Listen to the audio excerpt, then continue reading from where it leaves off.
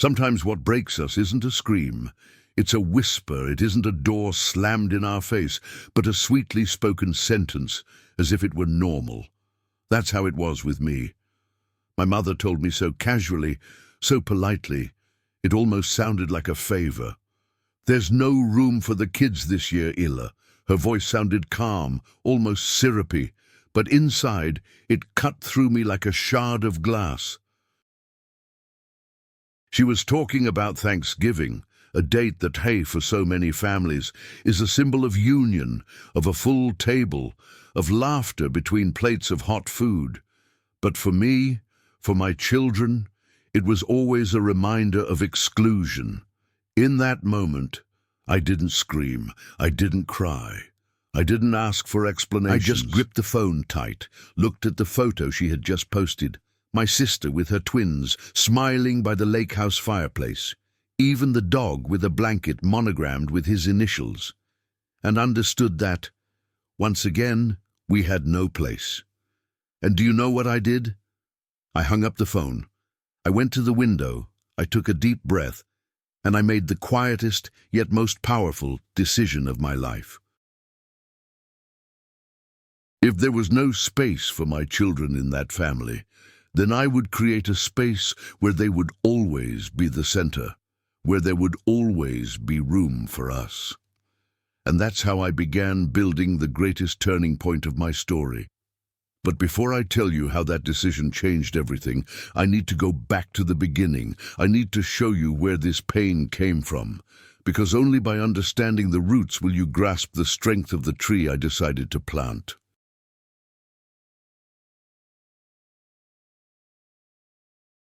My name is Illa Carter.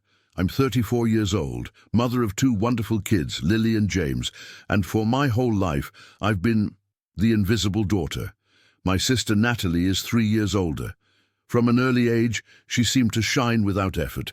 Debate medals, perfect grades, endless praise from neighbors and teachers. She was the pride of the family, the showcase my parents loved to brag about. My younger brother, Drew, was the baby. And like every youngest child, he got an extra dose of affection, protection, the whole, "Oh, let him be, he's the youngest" treatment. He was sweet, calm, easy to love, and that made him the baby of the house, even when he was no longer a baby. And me, I was in the middle, the space between two shiny frames on the living room wall. Neither a problem nor a source of pride, just constant. The one who helped without complaint, who set the table without being asked, who learned to smile at the right time and be quiet at the wrong one. We grew up in a Connecticut suburb where every yard looked like a magazine cover, where neighbors smiled and waved just enough to keep up appearances. My father was an accountant, disciplined, meticulous, in love with spreadsheets. My mother was an elementary school teacher, firm, proper, and almost obsessively fixated on reputation. At the dinner table, the topics were always the same: Natalie's victories, Drew's adorable moments, and me, I passed the salt. I remember thinking as a child, if I'm very useful, maybe someone will notice I'm here. But usefulness doesn't create love. It only creates convenience. When it came time for me to go to college, no one asked what I wanted to study. I didn't even have the courage to answer myself. I chose finance because it was practical, solid, and suddenly, practicality became passion. Maybe because, in numbers, no one could ignore me. 2 + 2 always acknowledged my presence. Spreadsheets always recorded my effort. I worked endless hours, entire nights, and little by little I climbed the corporate ladder until I became an investment director. It was as if I had finally built an identity outside that family. But deep down, even with all the titles, awards, and achievements, there was a constant echo: you're invisible to the ones who should see you first. Along the way, I met Aaron, my ex-husband, charming, ambitious, as obsessed with goals as I was. For a while, We made sense. Two people with spreadsheets of dreams, sharing the same table. We married young, bought a modest house, had Lily and James, and for a brief period I believed, now I have a family where everyone will have a place. But love doesn't survive on spreadsheets alone. It needs time, patience, space. And between my search for stability and his fascination with movement, the marriage cracked. There was no explosive fight, no dramatic betrayal. Just cold papers, quiet signatures, and the feeling that, once again, I was alone, trying to keep upright what was left. I kept the house, the kids, the routine. I became the mother who packs lunches with little notes inside, who reads bedtime stories in a rush between Zoom meetings, who smiles exhausted at the school recital because she knows that smile is fuel for her children. And it was in that phase that I needed my family of origin the most. It was the first holiday after the divorce. I thought my parents would draw close, offer support, embrace my kids, but the phone rang the night before, and my mother's voice, sweet as always, carried sugar-coated poison. "Maybe you should come alone this year, dear. The house will be full with Natalie's twins. And the dog, of course." A dog. Even the dog had space. But my children didn't. Have you ever noticed that pain doesn't come all at once? It comes in installments, like a booklet of humiliations. That's how it was with me. The first holiday after the divorce, I still tried to believe. I dressed the kids in the best clothes we had, baked a pie to take, organized everything. And then, my mother's call. "Maybe you should come alone this year, dear. The house will be full with Natalie's twins, and you know, the dog makes a mess, needs space." In that instant, I swallowed hard. I didn't want to cry in front of Lily and James. They looked at me expectantly. "Are we going to Grandma's house?" And I answered with a fake smile, "Not this year, my loves. This year we're doing something just for us." Do you know what I did?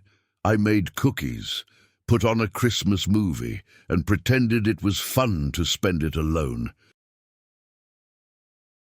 But that night, when Lily had already fallen asleep on the couch and James was dozing with crumbs on his pajamas, I went into the bathroom, shut the door, and cried softly so no one would hear.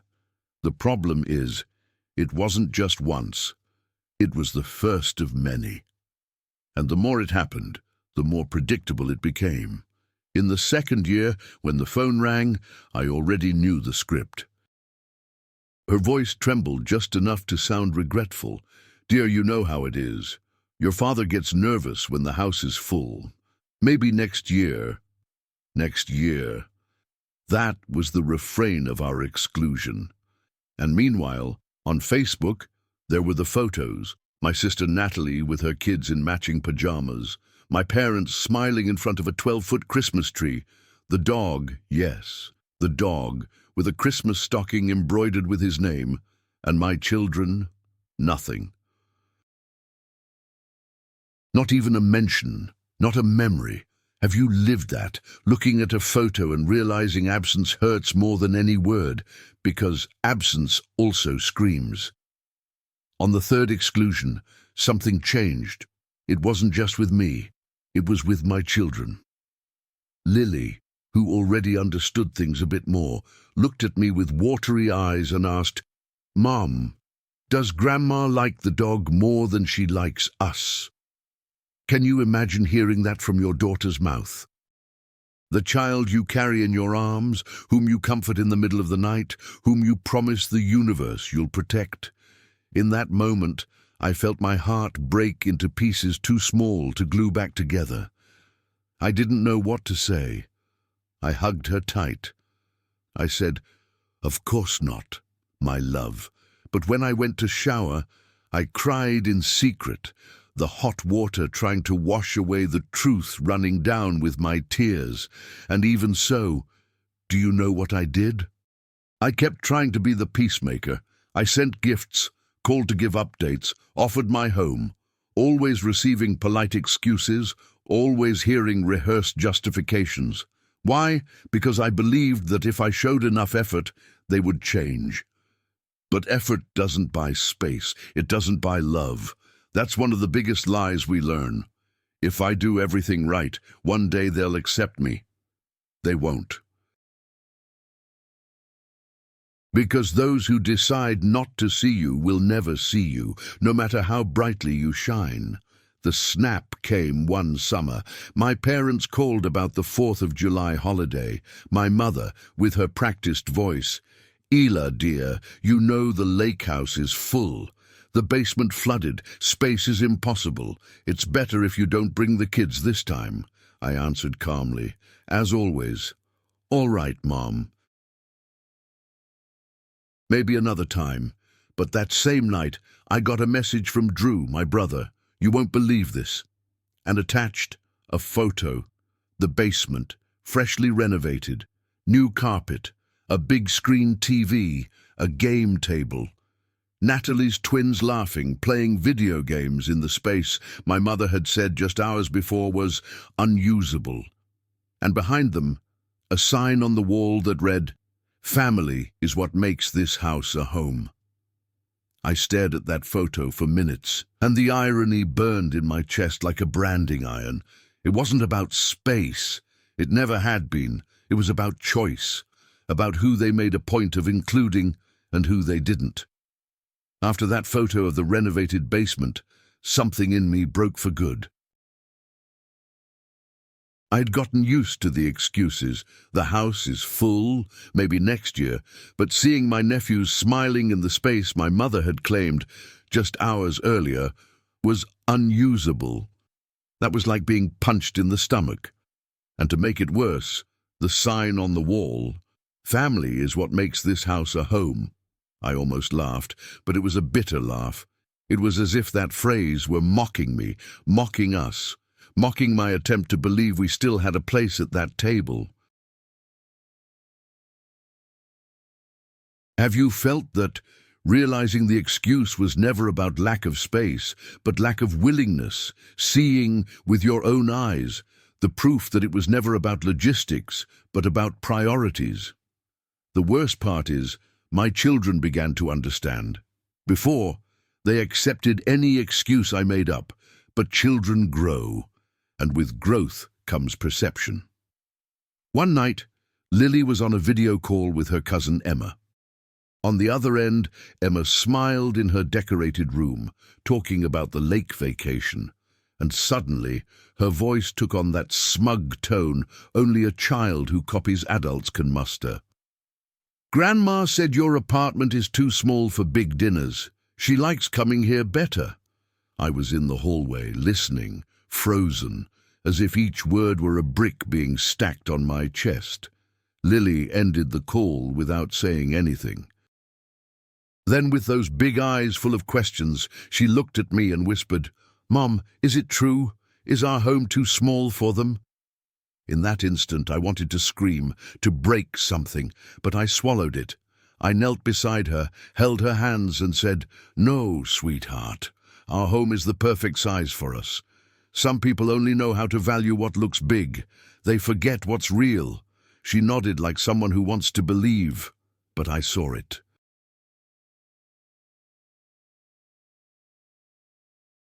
In her eyes, I saw the seed of doubt, the same seed I carried my whole life.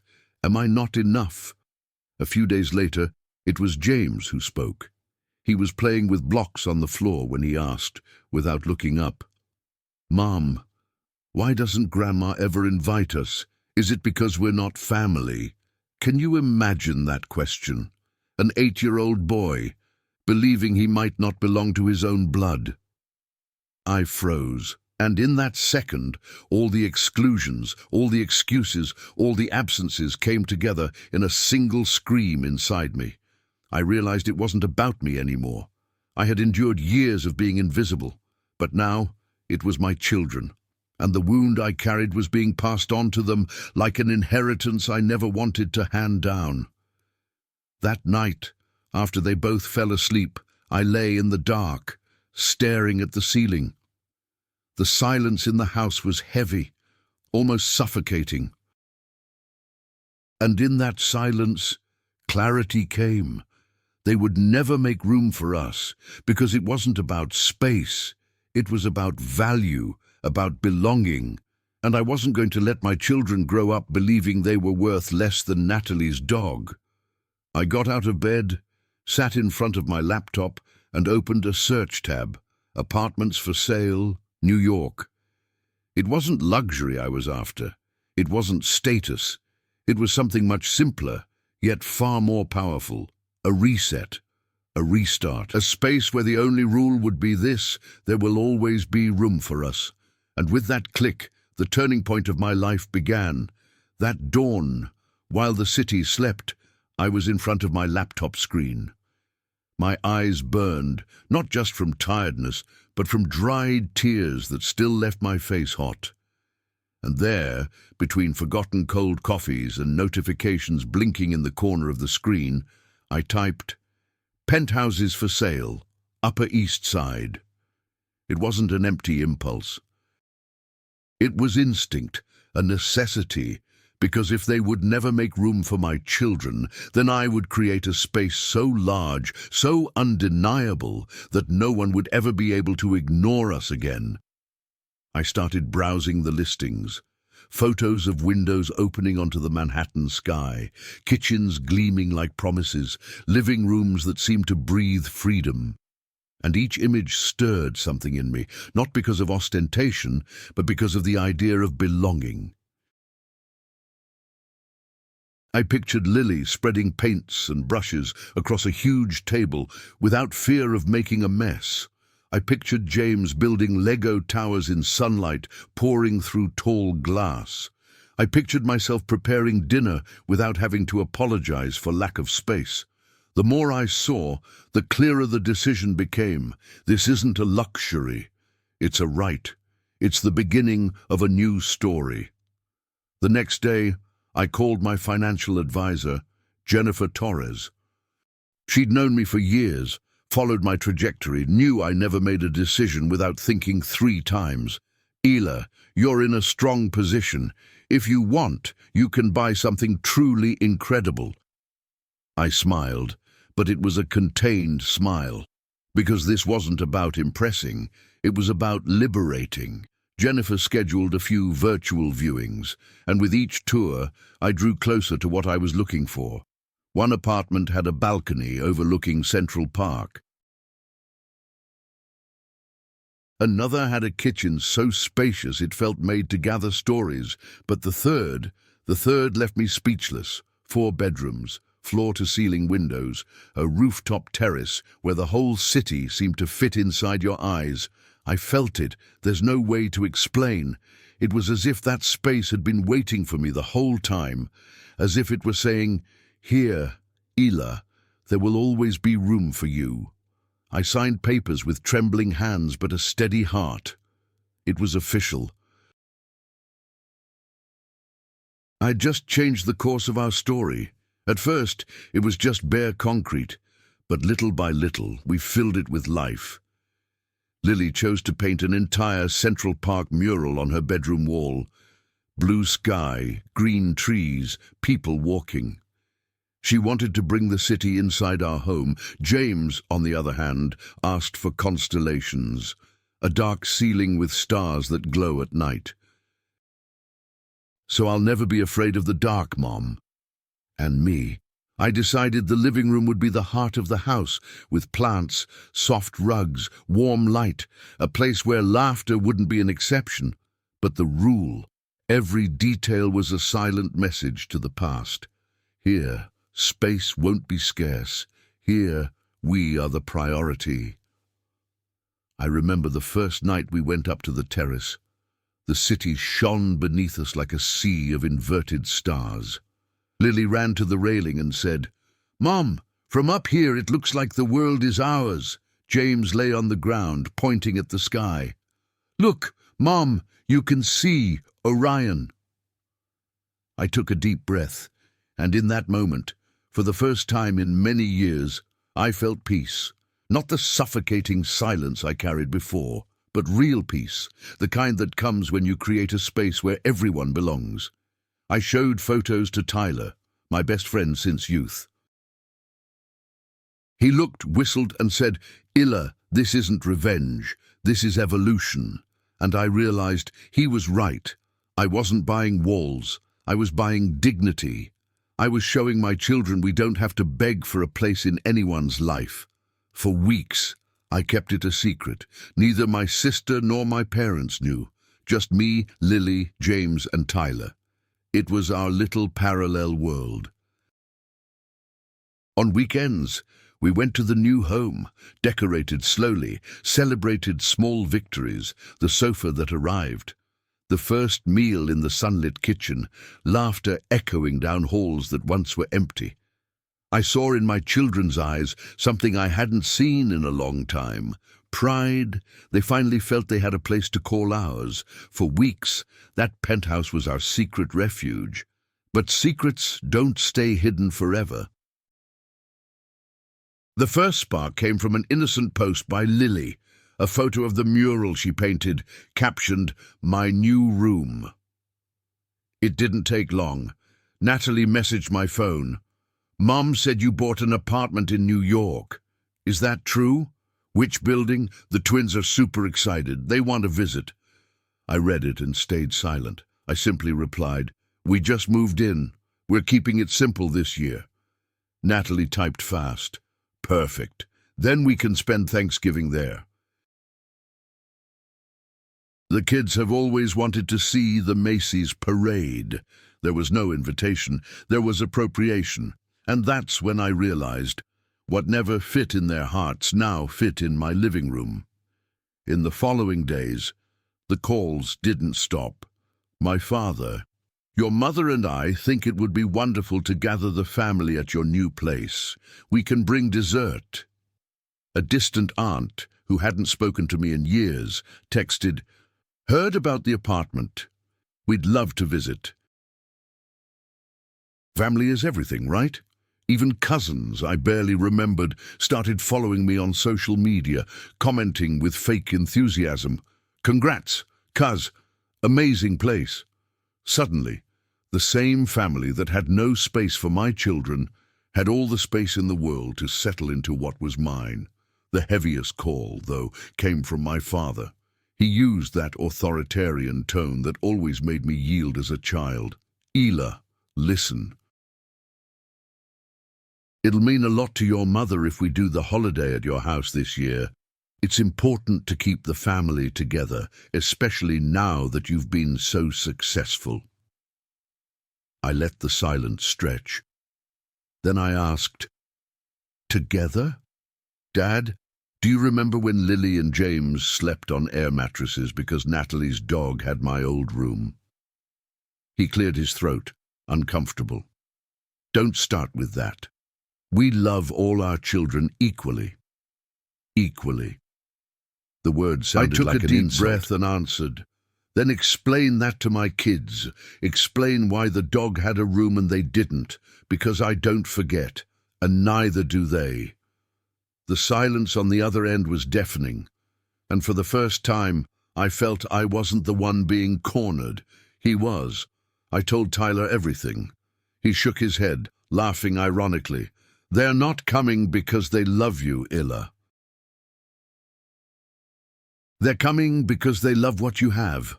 And that sentence stuck to me like a tattoo. It was true. The change in tone didn't come from the heart.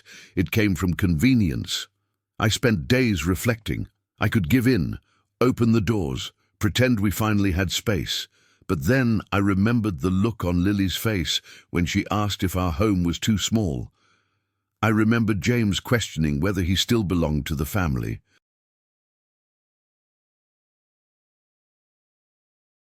And I realized, if I gave in now, I'd teach them that having something is enough to make others respect you. But I didn't want my children to learn to beg for acceptance. I wanted them to learn to demand respect. At that moment, I decided, anyone who never made room before won't have a seat now. It was harsh. It was risky, but it was necessary. The following week, my father called again. His voice carried impatience. Family is important, you need to understand. It's the right thing. I closed my eyes, took a deep breath and said, family is important, yes, but do you know what else is important? Teaching my children they deserve space, and anyone who never made that space before doesn't have a place now. Before he could respond, I hung up. And for the first time, I didn't feel guilty. I felt relief. Thanksgiving arrived. New York woke cold but sunny. From the terrace, the air felt lighter, as if the sky itself had opened to welcome us. I spent the morning preparing everything: candles on the table, napkins folded with care, fresh flowers in glass vases. It wasn't ostentation. It was celebration, a silent message. Here, finally, there's room for us. Lily ran through the apartment with place cards she made herself, writing each guest's name by hand.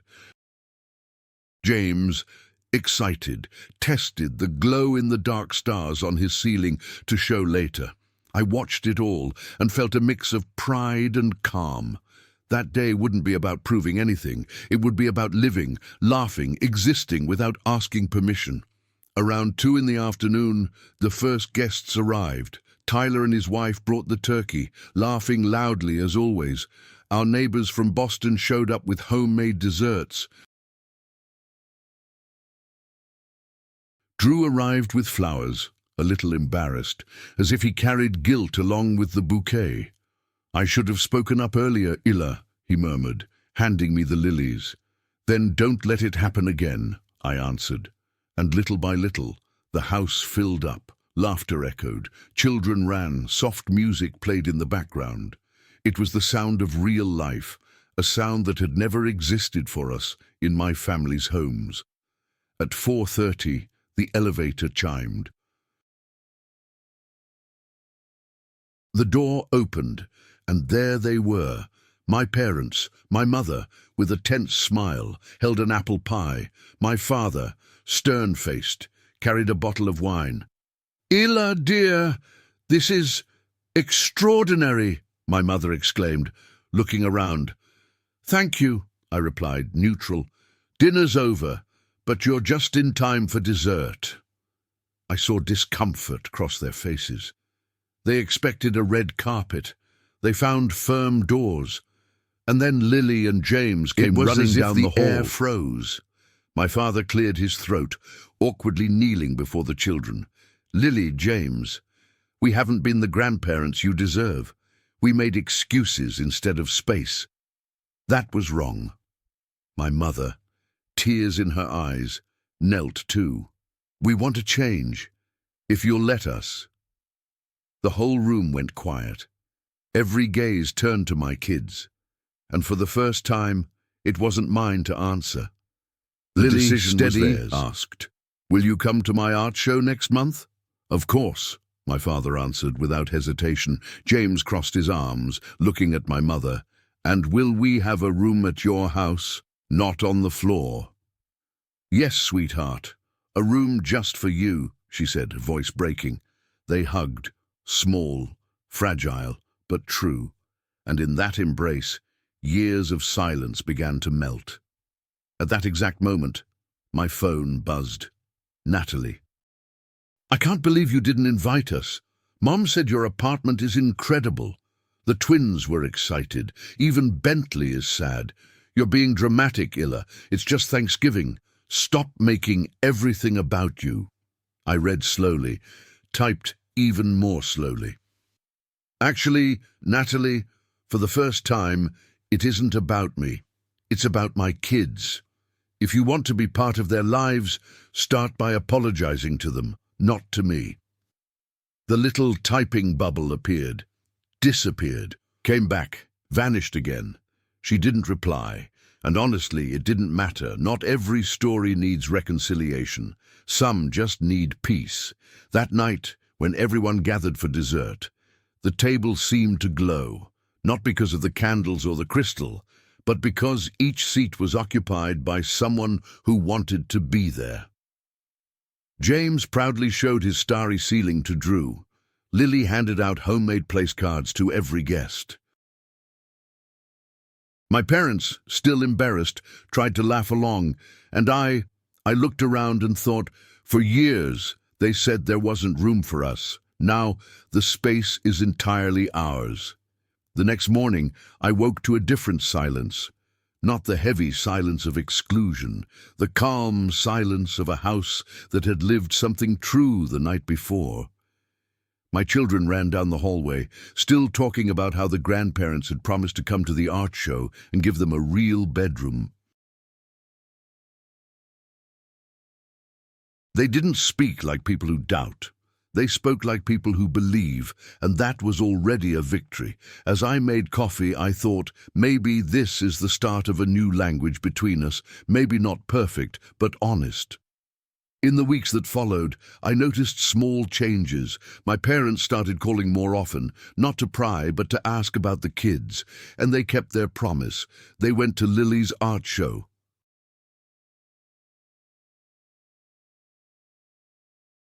My father, standing in front of a watercolor of Central Park, said quietly, "She has your eye for detail." It was the first genuine compliment I'd heard from him in years, and I saw in Lily's eyes something I had never seen before, pride in being seen. They also went to James's school play. They sat in the audience with flowers in their hands. A small thing, but enormous for a boy who once slept on air mattresses because even the dog took priority. It was strange, sometimes awkward, like relearning a forgotten language, but it was real, and for the first time it felt like they were trying. As for Natalie, she stayed the same. There was no apology, no gesture of reconciliation, just silence.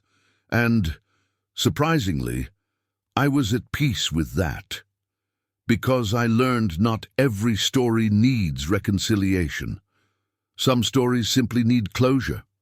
My children stopped asking about her, and I stopped trying to explain. Sometimes peace isn't about addition, it's about subtraction. Life began to bloom in unexpected ways. Work promoted me to managing director. I started mentoring young women in the field, those who, like I once did, tried to fit into spaces that didn't value them, and I told them all the same thing. Never beg for a chair at someone else's table. Build your own table. And decide who deserves to sit at it. At home, Lily and James began turning every corner into memories, paintings, toys, plants, laughter. It wasn't the size of the space that mattered. It was the belonging it carried. One spring night, I went out alone to the terrace. The city lights flickered like inverted constellations. Inside, I heard Lily and James laughing as they made pancakes for the next morning's breakfast. I closed my eyes and remembered all the excuses I'd heard, all the holidays spent in silence, all the times I confused silence with peace. And I realized something simple but definitive. Peace without respect is not peace. It's just submission. I didn't want silence anymore. I wanted voices. I wanted laughter. I wanted space. And now I had it. If you've ever been the one left out, if you've ever been told there wasn't room for you, remember this. You don't need to beg for a place at anyone's table. You can build your own table. You can write the names with your own hand. You can decide who comes in and who stays out, because respect isn't inheritance, it's a choice. And the greatest space you can conquer is the one you create for yourself and for those you love. If this story spoke to you, tell me in the comments, have you lived something like this? Have you felt there wasn't room for you in your own family? I read every message, and I want you to know you're not alone. Subscribe to the channel, turn on notifications, and share this story with someone who needs to hear it. Because sometimes, all that's missing is a voice that says, there's always room for us. And don't miss the next video.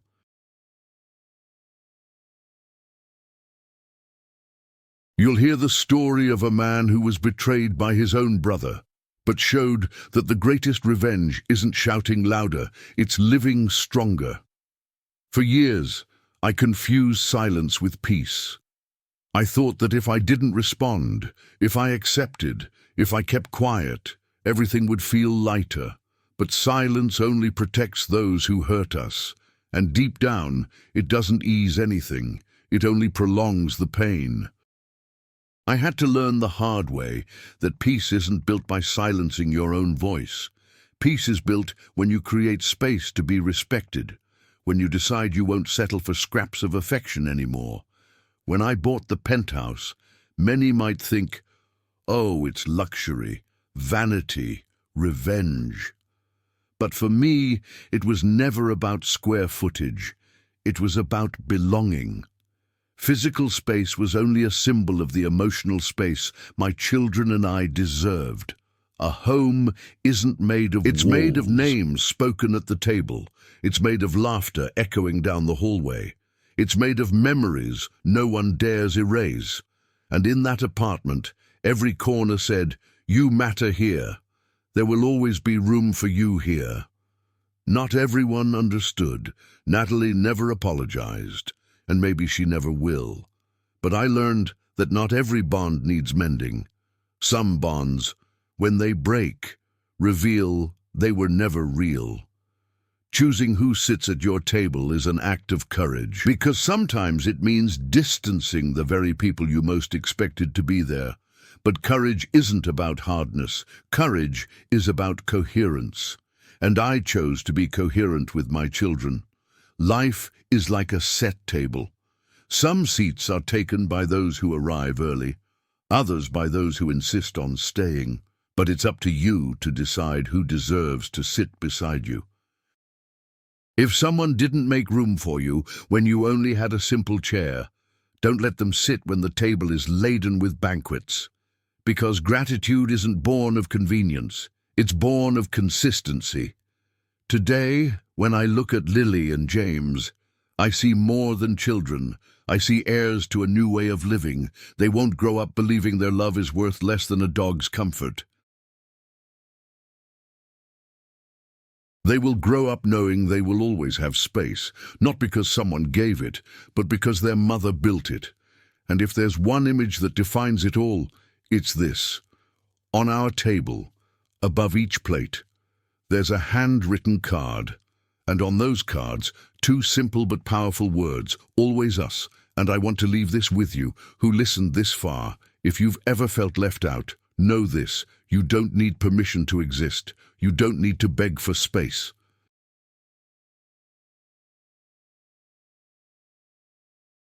You can create your own. And when you do, you'll realize respect isn't begged for, it's built. So tell me in the comments, have you had to build your own table? Have you had to create a space of your own to feel whole? Your story might be exactly what someone else needs to hear today. Never beg for a place at someone else's table. Build your own.